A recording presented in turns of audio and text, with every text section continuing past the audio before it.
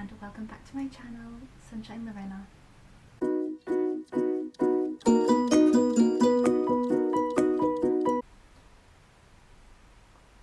So today is my November wrap up. I read 10 books, took part in 2 readathons. There was 2 2-star books and 1 physical book in this. So we have a lot to get through today. So at the start of the month I took part in a 1,000 door readathon, and I will link to my video, my vlog for that. I really enjoyed it. I loved the fact that I didn't have to have a TBR before, and it was like, you know, you choose the first prompt for one of the free hosts and then you just work your way through these different doors, and it was fantastic. So I really enjoyed that, and I kicked it off with reading Othello by William Shakespeare. I don't think I need to say too much about what it's about. I enjoyed it. I read it and I listened to an audiobook from the library, which was actually a recording of a performance, and Ewan McGregor was in it. It was really good. You know, I could feel it like coming in alive, you know, hearing it, them acting it out obviously. So yes, Othello, it is, you know, one of Shakespeare's tragedies. Like I said, I don't think I need to say too much about it. I think you all know what Othello is about. And I gave Othello 4 out of 5 stars. So yeah, I really enjoyed it. I then moved on to The I Will Always Hunt at Night by Samuel Bjork. Fantastic, absolutely fantastic. This is the second in the series of, it is Holger Munch and Mia Kruger, and it's number 2. I had this one sat on my TBR for absolute ages.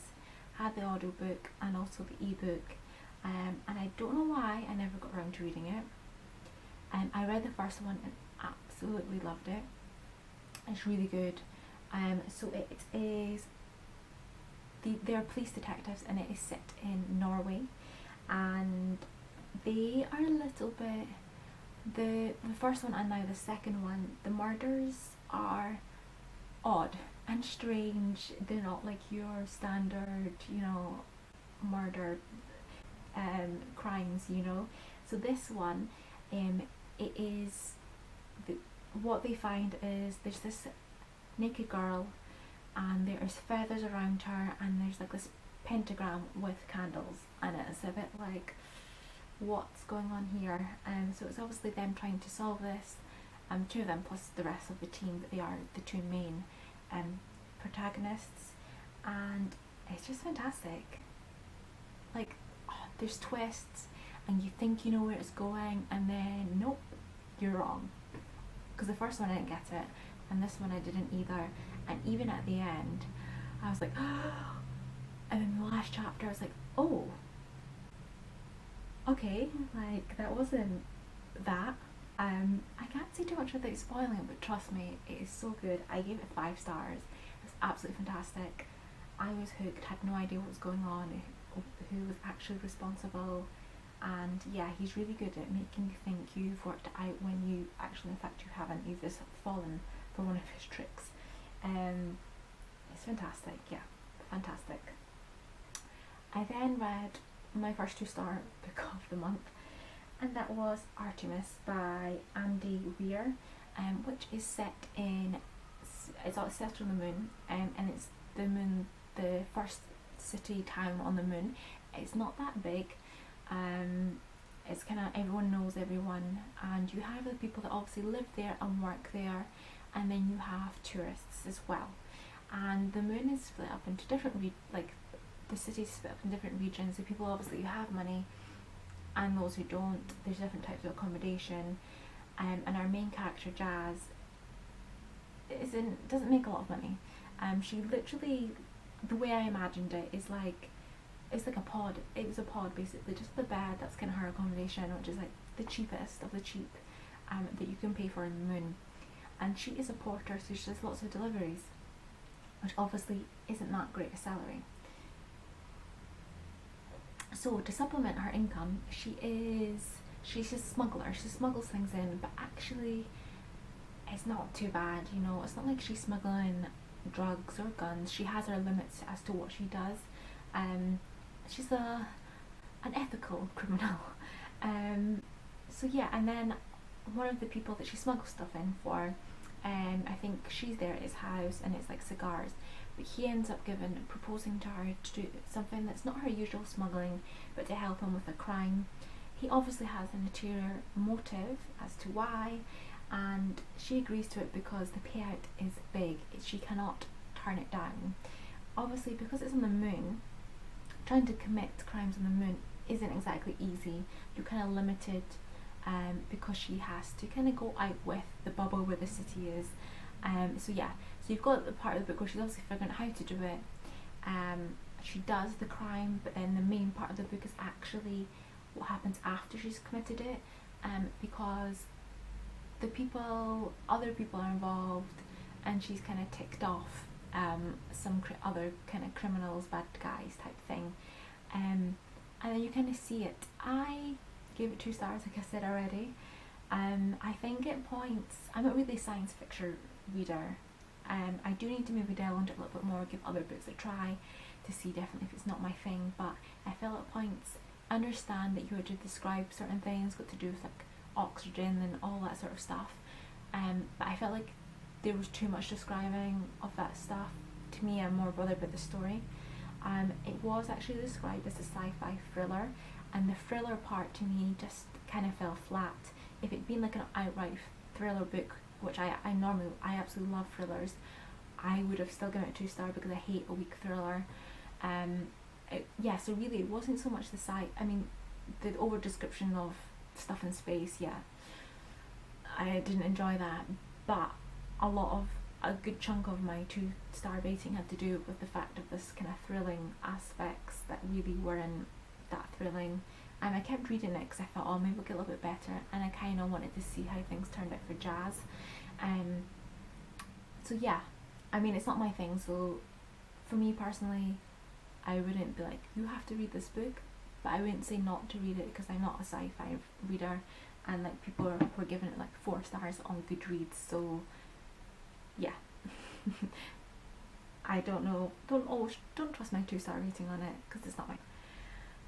And then I read Turn of the Screw by Henry James, which Turn of the Screw is what the Haunting of Bly Manor is based on, the Netflix series. Haven't watched it, so I don't know how good that is, but that's what that's based off. Yeah, did I say that right? Yeah. So yes, it's not that long a book, and it's written in the late 1800s.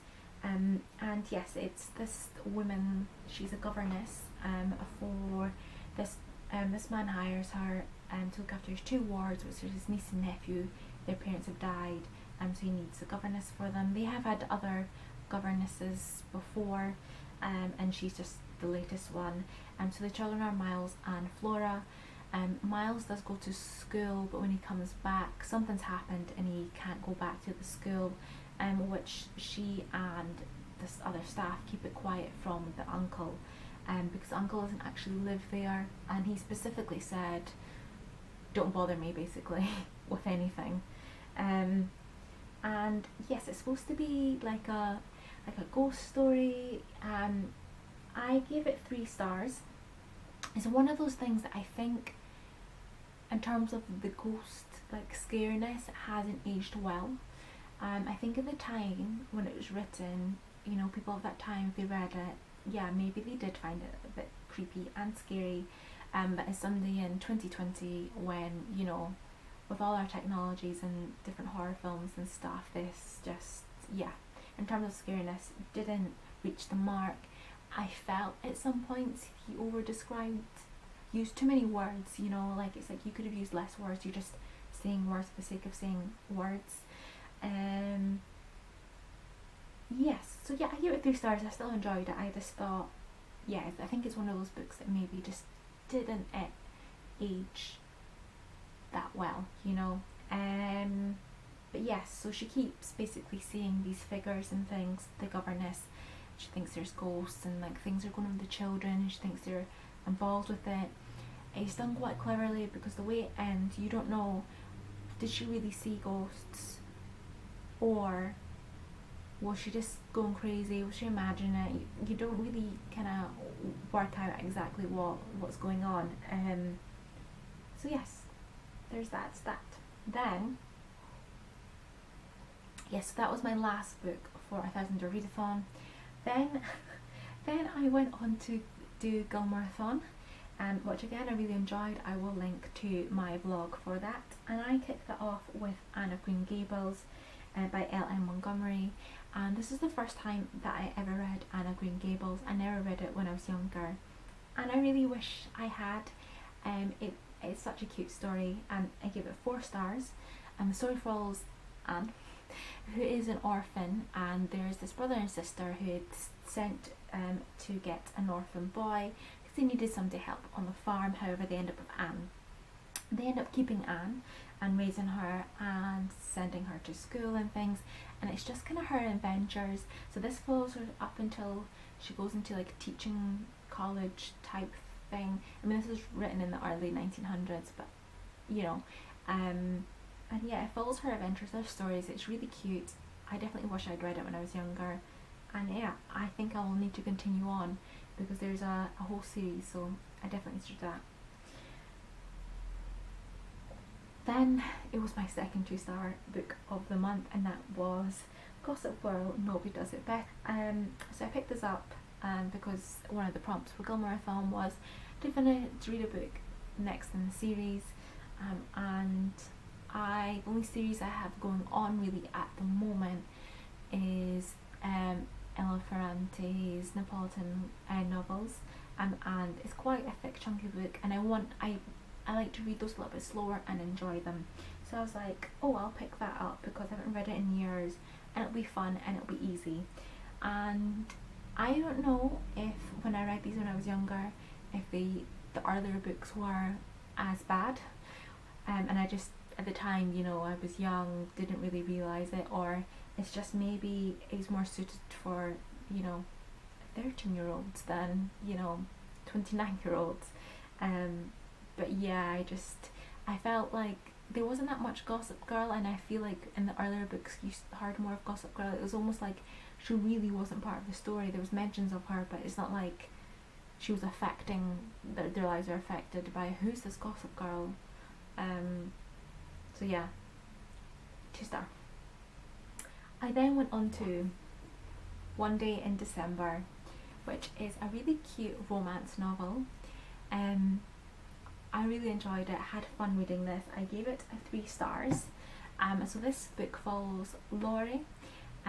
So it opens up, Laurie's on a bus, it's set in London, and it's just before Christmas, office is closed, and she's got like, I can't remember, but she had like tinsel in her hair, that was it, tinsel.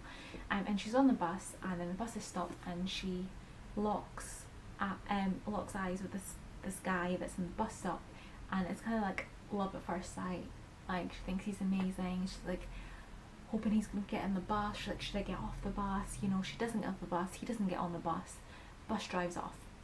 She also tells her friend Sarah, and she's a friend and flatmate, Sarah, about this guy, and you get snippets throughout the next year of them mention it, being like, oh, have you seen it? Or she's there at the pub and she's like, oh, is it him? Because she's described this guy like a million times to her friend. And yeah, so then basically it cuts to about October, and her friend Sarah's seen this guy, she's been to about them, and eventually it's a year later, December, and they have a party at their flat, and she invites this guy who now is her boyfriend. They've been dating for a few months, and she introduces him to Laurie, and guess what? It's Bus Boy, the guy that she saw a year before at the bus stop and was like love at first sight. And then basically they both pretend that they don't remember that they saw him at the bus stop, but they both remember, and it's a bit frustrating, honestly. It's like, why don't you say anything?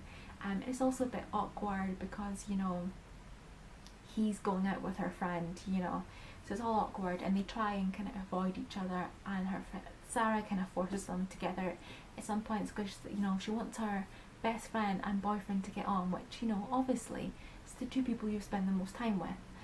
And the book basically follows all three of them. Oh, the busboy's Jack, by the way, follows all three of them over the course of 10 years. There's ups, there's downs, there's happy moments, there's sadness. Yes, so it follows them through 10 years and you see what happens.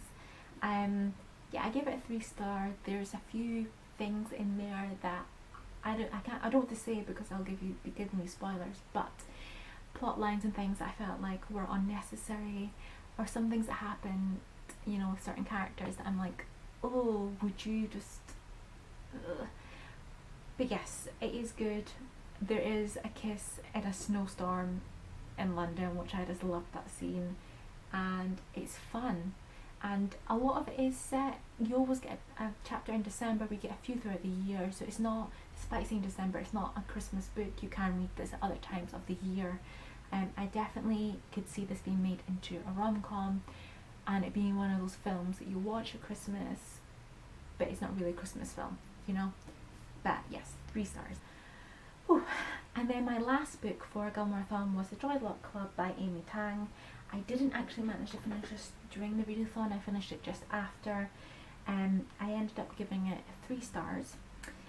So basically this follows 4 mothers, 4 daughters, and it's set in San Francisco in America, but the mothers came from China in like the early 50s, and it's kind of this, their daughters are American, they're Chinese, and like you kind of see, it's hard to explain, you kind of see a bit of the mother's past in China, how they came to America. You kind of get a story with the daughters when they were children and then as adults, so it's done in like little vignettes. When I originally read the description of the book, I thought it was going to be a little bit different. I thought it was going to be more like kind of them maybe telling stories of their lives back in China, just because it mentions about the mothers having these weekly, mahjong, I don't know how to pronounce that, sorry, that game. So I thought, it's going to be like, oh, you can hear them little stories and stuff, but it's not. It's in little vignettes, and you see different parts of their lives. It is a good little collection of stories. I did think that they would be more interconnected between the mothers and the stories between the mothers and daughters, because obviously they meet weekly to play this game, but it's not like the daughters they aren't friends, and yeah, you don't really hear about the mothers and their friendship, with these other women. It's more like their own individual ones, so for me I felt slightly disjointed for that reason. But it is really good. It's really good to kind of hear about their experience, obviously coming over, and then obviously them trying to adjust to a new culture and a new life, because they all left for very specific reasons. So yeah, 3 stars from me. Then I read The Guest List by Lucy Foyle, and this is my first book I read by her. It's a thriller. I think it's her second novel, so I haven't read The Hunting Party, which I've heard good things about and I definitely need to pick up sometime soon. I ended up giving this 3 stars. I did see that I think it's won like Goodreads Thriller of the Year. I haven't read any of the other thrillers, but for me, it wasn't that great, I mean, I enjoyed it, but it could have been better. So it's basically set on this remote island off the coast of Ireland, and there's like this couple have like bought this place and they've turned it into a wedding venue. So this is the first ever wedding they're holding on the island. It's remote, so there's only so many guests that can stay over, so some of them come across the night before, and then others come on the day of the wedding, and then there's boats arranged to take them back, so you're kind of stuck there basically until these boats come and pick you up, which is great obviously for a thriller book. So you have 2 timelines on this, within the story. You have the one where obviously something's happened, you have the reaction of like the waitress, and you kind of have these little chapters in between of this flashback to that, no, flash forward, that's the present time, sorry, of the wedding night, actually what's happened, and then you have the flashbacks to the night before, leading into the day, etc., up until you get to the point of obviously something's happened. And so you have the bride, you have chapters from the bride, the bridesmaid, the best man, the +1, and the wedding planner. So you follow these 5, and obviously you're kind of you don't initially know exactly what's happened until a little bit later on, and then you're obviously reading and trying to find out. I ended up giving it 3 stars. There's one of the people that you obviously read their chapters, which in the end they had nothing, they weren't a contender for the murder, but their story just adds to, I suppose, that person's character of the murdered person. But they weren't a contender, so for me personally, I didn't think you needed it. Like, it was just a little extra storyline that I thought, didn't need to be there. But yeah, as you follow obviously the different chapters from them, you see that everyone has their own secrets, and there's other mysteries and things to unravel. It was well written. I like the premise of they're kind of stuck until the boats come. And yes, it's not who you thought it would be, honestly. I'm telling you that. But yeah, no, it was good, and I definitely need to read her other book. And finally, the last book of the month, we ended on a high note. It is Becoming by Michelle Obama. Now, usually I do not give ratings to memoirs, autobiographies, etc., because I feel like, it's somebody's personal life story, so I don't feel right rating somebody's story. I don't feel like, oh yes, that was a 3-star for me. It feels a bit wrong. I only do it for very exceptional ones, one of which was earlier in the year, and that was Trevor Noah's Born a Crime. I gave that 5-star, and now Michelle Obama's Becoming is a 5-star for me, because it's excellent. It is excellent, and basically Becoming it's her life story. You see when she was a child, through all her education, high school, into college, and then her studying for being a lawyer, her then obviously meeting Barack, and obviously their relationship, her wanting a career change, having children, and then obviously going into Barack obviously running Senate first of all, and then for president. And it was really interesting seeing everything from her perspective. You also see she writes about their time in the White House. But yeah, it's really interesting seeing everything from her perspective, and that the fact is she never really thought that he would become president or get that far in his political career, and yet he does. And yeah, no, it's fantastic. I don't think I can say too much more. I read the ebook from the library, and I also listened to the audiobook I managed to get from the library, but she reads herself, and honestly fantastic. I recommend listening to it as well. I always think audiobooks of memoirs that's read by the person who's obviously written it is always fantastic, because it's their own personal story, so you can really feel everything through the way they read it. Fantastic. And that's it. 10 books to readathon's crazy month, and yeah, I'm gonna be trying to get 60 books by the end of the year. I think I can do it now in December. I think I can. We'll see. Considering I started the year off with a goal of 12 books, I think I'm doing pretty fantastic. And yes, I have a few different videos coming up, exciting stuff, and just thanks for listening to me ramble on about books and my ratings. I'm really thirsty now because I've been drinking green tea, and green tea really doesn't help with the thirst, so I'm signing off. Don't really have an outro, but thank you for watching, for your views, for your comments, for your likes. Thank you. Leave me a comment, let me know how your reading is going on this year, if you read any fantastic books in November, or you've got what's on your TBR for the end of the year.